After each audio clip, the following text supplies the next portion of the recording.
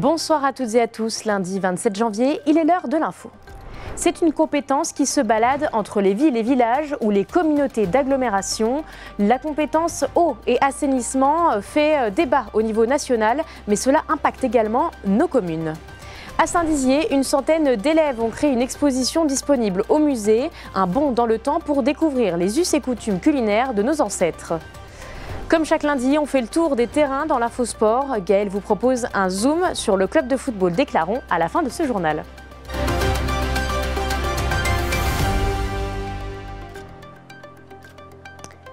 C'est une terrible découverte qu'a réalisée un chasseur ce dimanche 26 janvier. Presque 2 mois après sa disparition, le corps de Florence Mulhem, âgée de 68 ans, a été retrouvé dans les bois de Sermaises-les-Bains, non loin de sa voiture accidentée.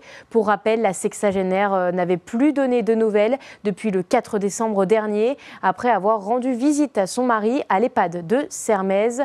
Une autopsie doit être pratiquée pour en savoir un peu plus sur les causes du décès.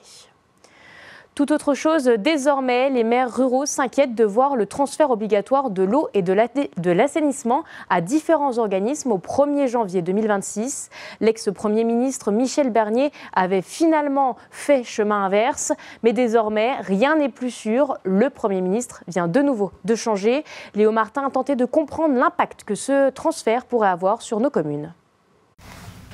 Dans un an, les factures d'eau pourraient exploser à Ancerville. L'organisation territoriale de la République tente de faire voter une loi sur le transfert obligatoire de la compétence eau et assainissement vers les communautés de communes. Un projet pour lequel les maires ruraux se sont battus. Ancerville gère son propre réseau. C'est la commune dans laquelle l'eau potable coûte le moins cher dans le département de la Meuse. En ce qui concerne l'eau, on sait que si on transfère notre eau à la Codécom transférera l'eau au syndicat des eaux Sud-Meuse et on connaît le prix de l'eau du syndicat Sud-Meuse qui est beaucoup plus élevé que chez nous. Donc on est persuadé que ça va augmenter les factures de manière conséquente. On a quand même d'énormes différences de prix, puisque à Ancerville, eau et assainissement compris, on paye 3,58 € du mètre cube et au syndicat c'est 5,28 €, donc c'est déjà beaucoup plus important. Et tous ceux qui sont contre ce transfert au syndicat ou au Codécom en sont persuadés aussi, c'est pour ça qu'ils se battent de manière à ce que les habitants n'aient pas une augmentation sur leur facture d'eau. À Ancerville, l'eau est traitée depuis des dizaines d'années dans la commune. Dans cette usine, ce sont les employés communaux qui s'en chargent. En tout, 500 mètres cubes d'eau par jour sont pompés en amont de la Marne pour être redistribués aux habitants. À travers les 27 km de réseau, les eaux rejetées par la commune sont traitées dans la station d'épuration avant d'être déversées à nouveau dans la rivière. C'est même pas essentiel, c'est obligatoire. On ne pouvait pas rejeter comme dans le temps tout ce qui sort de nos maisons à la rivière. Là, vraiment, tout est dépollué. Tout repart propre, que ce soit les boues de station ou alors l'eau nucléaire. Le gouvernement a jusqu'au 31 décembre 2025 pour mettre en place ou non cette loi. En attendant, les maires continuent de faire le nécessaire pour assurer la gestion de cette compétence. Depuis septembre 2024, les élèves des classes d'archéologie du lycée Louis Ortiz et du lycée Saint-Exupéry imaginent une exposition sur la thématique « Manger et boire au temps de nos ancêtres ». Accompagnés par les classes de CE1 et CE2 de l'école Jean Masset, les jeunes ont organisé le vernissage jeudi dernier. Nicolas Fontaine, Léo Martin et Julien Debruyne vous proposent de remonter le temps. Une affiche pour savoir que le miel est le plus vieil aliment consommé. C'est la nouvelle exposition du musée de Saint-Dizier. L'objectif est de comprendre comment nos ancêtres se sont nourris à travers le temps. 3 périodes ont été retenues, la préhistoire, l'Antiquité et le Moyen-Âge. Cette exposition a été réalisée par les élèves des établissements scolaires de Saint-Dizier et l'Institut national de recherche archéologique préventive. D'une part, c'est culturel et finalement pour les enfants, il n'y a pas tellement d'occasions de se cultiver et c'est surtout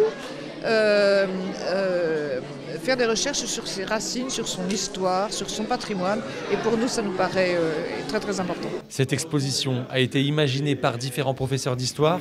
Le projet était réfléchi depuis plusieurs années. Différentes thématiques ont été abordées comme la conservation des aliments, le rôle des banquiers, les usages de la table. Les élèves étaient demandeurs chaque semaine de travailler sur le sujet. J'ai le souvenir d'avoir travaillé avec un groupe d'élèves pendant près de 2 heures sur le banquet dans Astérix. Et pourquoi, par exemple, à la fin d'une bande dessinée d'Astérix, vous avez toujours le fameux banquet autour d'une table. Et les élèves ont adoré travailler sur la thématique. Les Bragards sont habitués à l'archéologie. Depuis 2011, la ville organise des fouilles. Au travers de différents partenariats avec l'Éducation nationale, avec l'INRAP, elle contribue déjà à mener, faire des fouilles, fouiller, faire des découvertes archéologiques et la valoriser auprès du public par des expositions et cette place au soir. Il n'y a pas d'âge pour s'intéresser à la culture et voir certains s'intéresser très jeunes et puis se passionner pour le sujet, montrer leur intérêt. L'exposition est visible jusqu'au 31 mars. D'autres projets similaires pourraient voir le jour avec les établissements scolaires Bragards. On est lundi et il est l'heure de l'Infosport.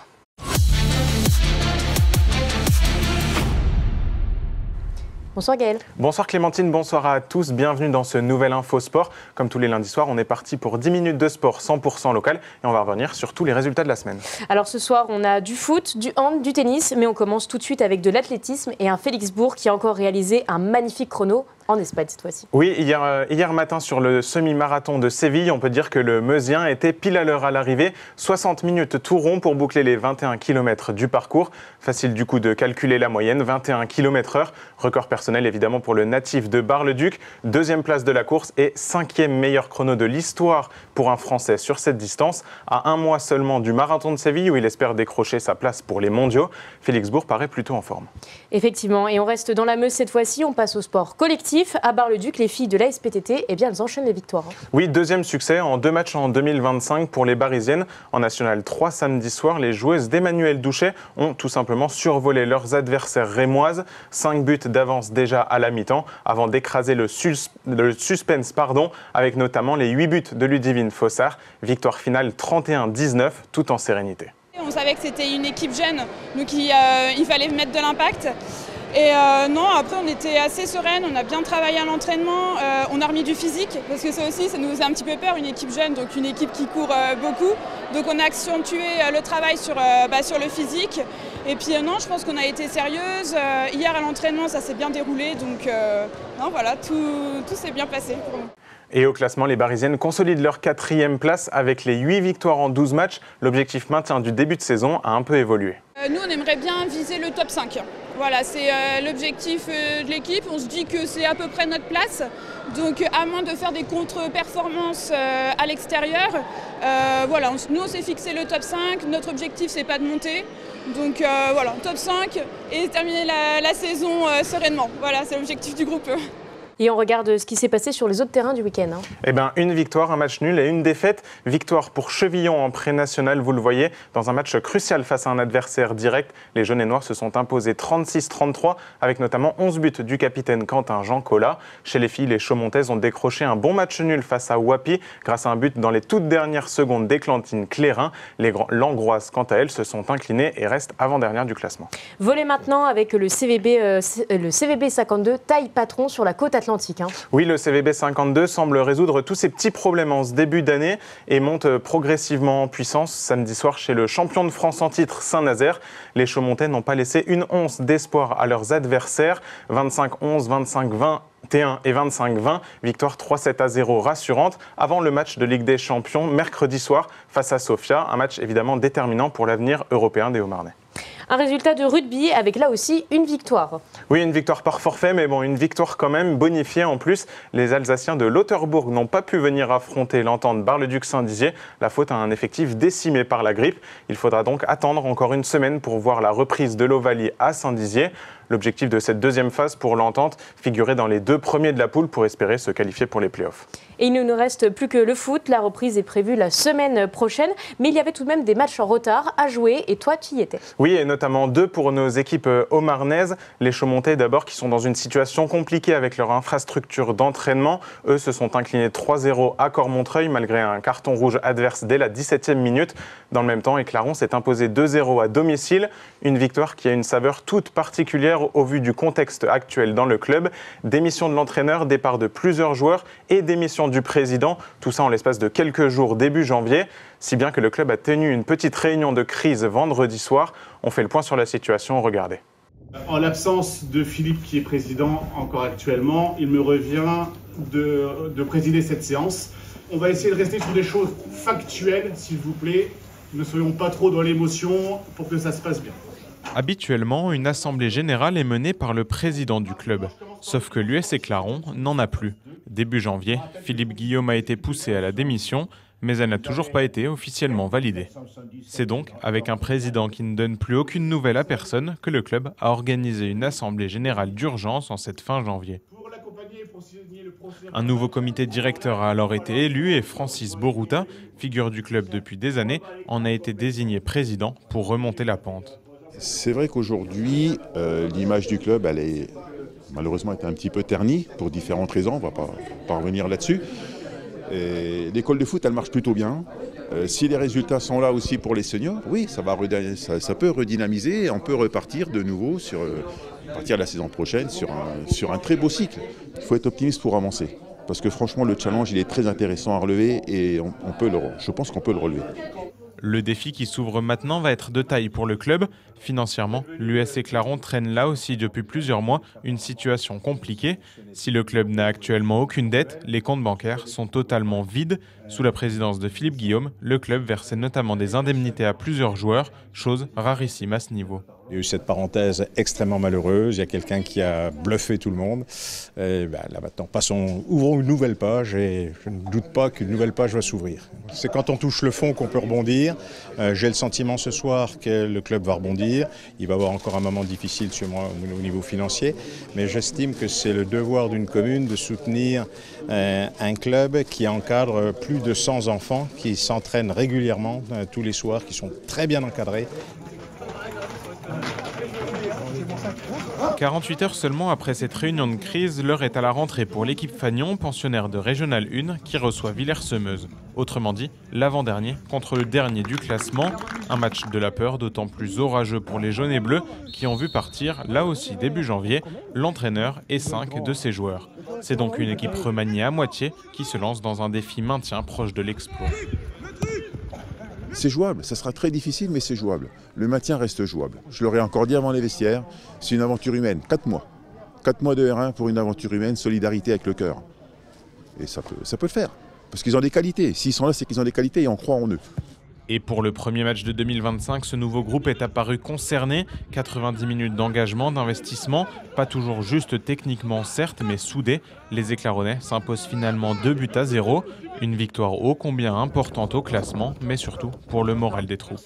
Super content, vraiment, on a lancé une bonne dynamique, c'est ce qu'on voulait montrer, un nouveau visage. Ils ont montré qu'on était encore un club, qu'on était encore debout, donc je suis vraiment content. Il y a eu de la solidarité, de l'entraide, toutes les valeurs qu'on recherche dans le club, qu'on cherche à retrouver en tout cas, donc je suis super content.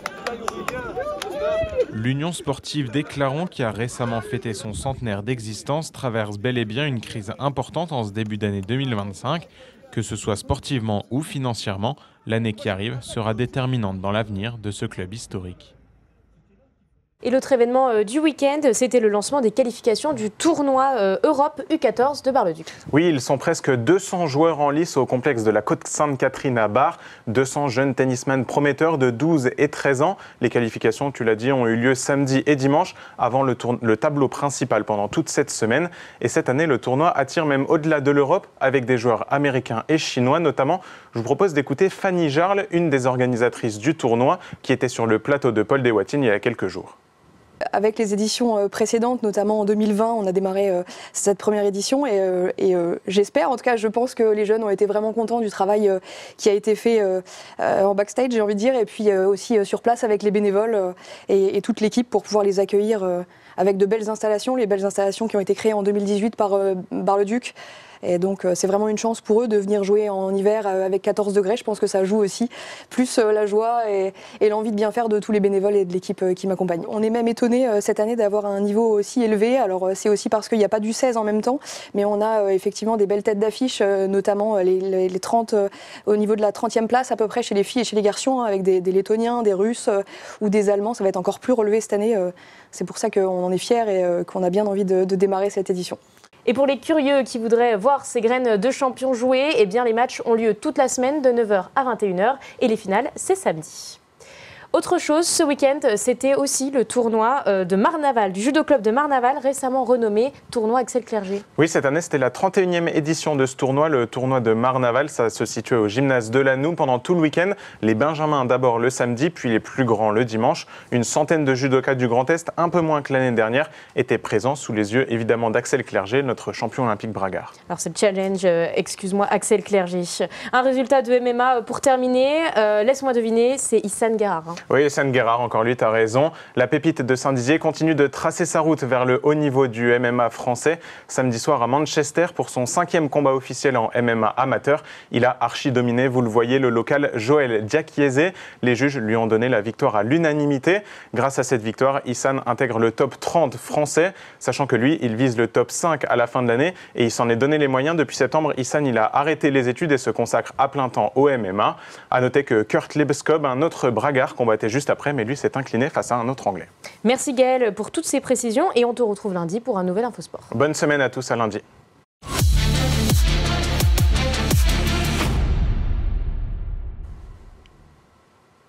C'est la fin de notre édition, merci de nous avoir suivis. Tout de suite, la météo, l'information continue sur puissancetélévision.fr. Bonne soirée.